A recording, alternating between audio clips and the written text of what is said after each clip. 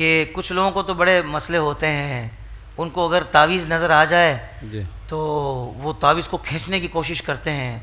اس پاکستان میں تو نہیں الحمدللہ اتنی ہمت کو کرتا، وہ دوسرے ملک کے اندر جو نا وہ ایک مطلب کیا کہیں گے کہ فسادی قسم کا جو آدمی تھا تو وہ یہ حرکتیں کرتا تھا نا، اکثر لوگوں کے تعویذ دیکھ کے اس کو کھینچنے کی کوشش کرتا تھا. تو یہ ارشاد فرمائیے گا کہ ڈاکٹر صاحب تعویذ گلے میں ڈالنے کا کیا ثبوت ہے؟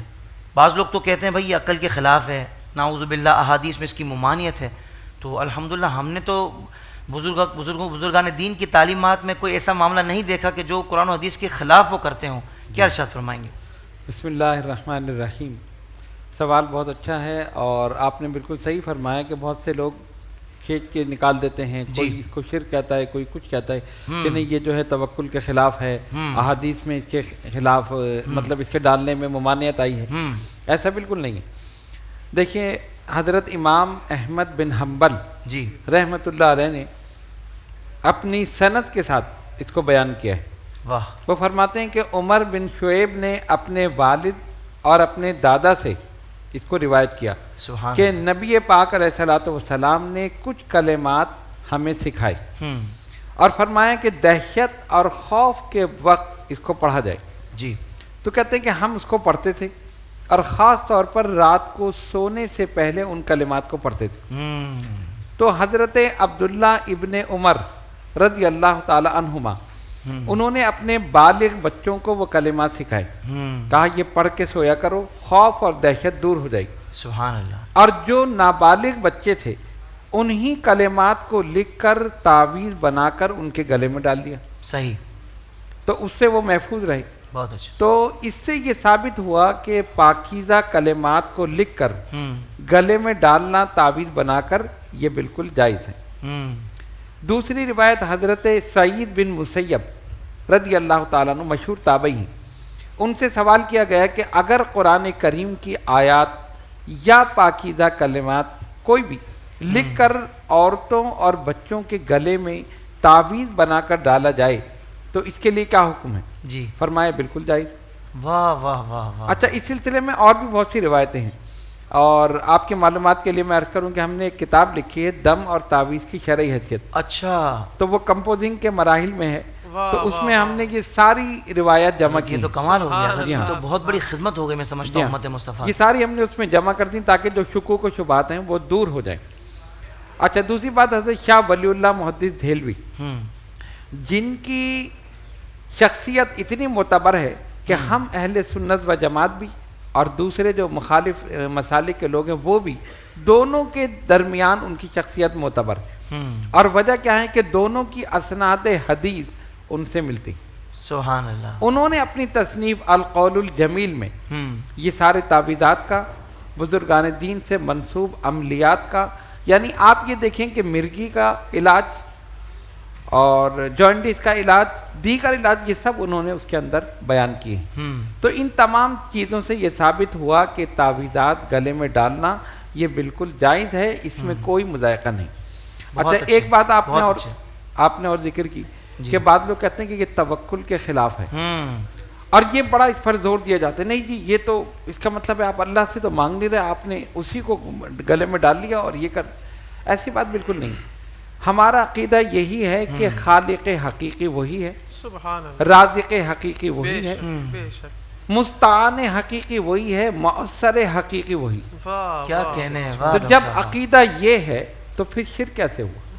ہم تعویذ کو مؤثر حقیقی نہیں مانتے، ہم اللہ تعالیٰ کی ذات کو مانتے ہیں. سبحان اللہ. اب آپ دیکھیں نا اگر یہ چیز ہے تو پھر آپ علاج بھی نہ کریں. ڈاکٹر کے پاس جائیں گے تو کیا اس کو نعوذ باللہ کچھ اور سمجھ کے جا رہے ہیں. وہ سمجھ کے جا رہے. ہمارا عقیدہ کیا ہے کہ شفا اللہ تعالیٰ کے دست قدرت میں. بہت اچھا. ذریعہ وہ ڈاکٹر. بہت اچھا. اب ایک صاحب آئے، انہوں نے کہا جی میں نے دیکھا کہ ایک آدمی داتا صاحب کے مزار پہ کھڑے ہو کر کہہ رہے کہ داتا میرے بیٹے کو صحیح کر دے. تو آپ دیکھیں یہ کیسا شرک کر رہا ہے، کتنی غلط.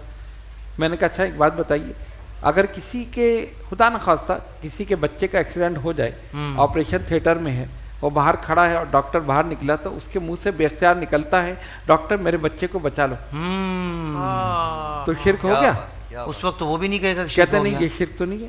میں نے کہا پھر یہی طریقہ وہاں پر. بہت اچھے. اس کا بھی عقیدہ یہی ہے، بچانے والا اللہ ہے. ذریعہ ڈاکٹر ہے. تو ہم اہل سنت کا عقیدہ یہی ہے کہ شفا دینے والا اللہ ہے, ذریعہ ولی اللہ کیا کہنے یا ذریعہ نبی اللہ. سبحان اللہ. اب قرآن کریم میں آپ دیکھیں حضرت جبریل علیہ السلام حضرت سیدہ مریم سلام اللہ علیہا ان سے فرماتے لِأَهْبَ لَكِ غُلَامًا زَكِيًّا, میں دیتا ہوں تجھے ایک سترا بیٹا. واہ واہ واہ واہ. تو وہ تو غیر اللہ کہتے ہیں میں دیتا ہوں, لیکن قرآن کہہ رہا ہے, قرآن کہہ رہا ہے لِأَهْبَ لَكِ غُلَامًا زَكِيًّا.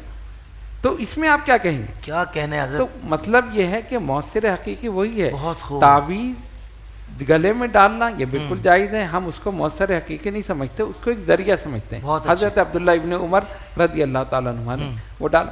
اچھا اب آخری بات جہاں تک یہ کہ احادیث میں اس کی ممانعت آئی ہے جی, تو ہم کہتے ہیں ہاں بالکل آئی. اب آپ کہیں گے تو آئیے تو پھر آپ کیوں کر رہے ہیں؟ تو ان تعویذات کی ممانعت ہے جس میں شرکیہ الفاظ ہوں.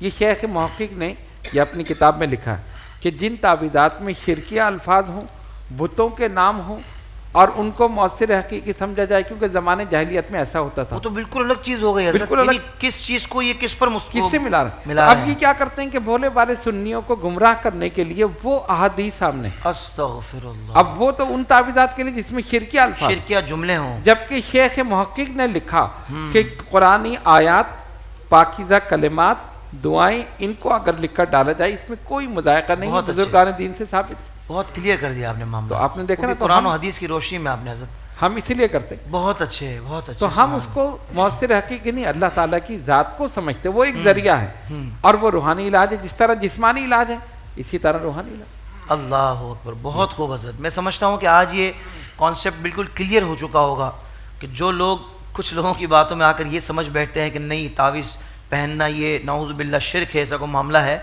تو بالکل قرآن و حدیث کے مطابق ہے, کیونکہ تعویذ کو مؤثر حقیقی سمجھ کر نہیں پہنا جاتا. شفا دینے والی ذات اللہ تعالیٰ کی ہے. اور کمال بات یہ دیکھیں کہ حالانکہ تعویذ کے اندر جو نسخہ ہے اس کے اندر کلام اللہ ہی لکھا ہوا ہے یا اس کے مطابق ہی لکھا ہوا ہے, اس کے خلاف اس کے منافی نہیں لکھا ہوا, انہی تعلیمات پر مبنی لکھا ہوا ہے.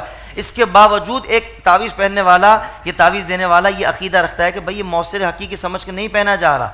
آپ سمجھ رہے ہیں؟ اور قرآن و حدیث اس کے واضح طور پر دلائل دے دیے گئے. اور جن کی بارے میں ممانعت ہے وہ بھائی ہمارے یہاں بھی ممانعت ہے, بالکل, بلکہ وہ تو سخت ممانعت ہے کہ اس کے اندر نعوذ باللہ کفریہ جملے, شرکیہ جملے اور غیر اللہ کا نام لکھا ہوا ہوتا ہے اور اس کو مؤثر حقیقی سمجھا جا رہا ہوتا ہے. بھائی اس عقیدے میں اور اس عقیدے میں زمین آسمان کا فرق ہے. ہاں یہ تو ہے ہی غلط اور یہ ہے ہی صحیح. ہم غلط کو غلط کہہ رہے ہیں, صحیح کو صحیح کہہ رہے ہیں. بھائی تم کیوں غلط کو غلط چلو کہہ رہے ہو, تو صحیح کو غلط کیوں کہہ رہے ہو؟ صحیح کو غلط کہنا بھی بہت بڑا غلط ہے. اللہ تبارک و تعالیٰ ان لوگوں کو ہدایت عطا فرمائے.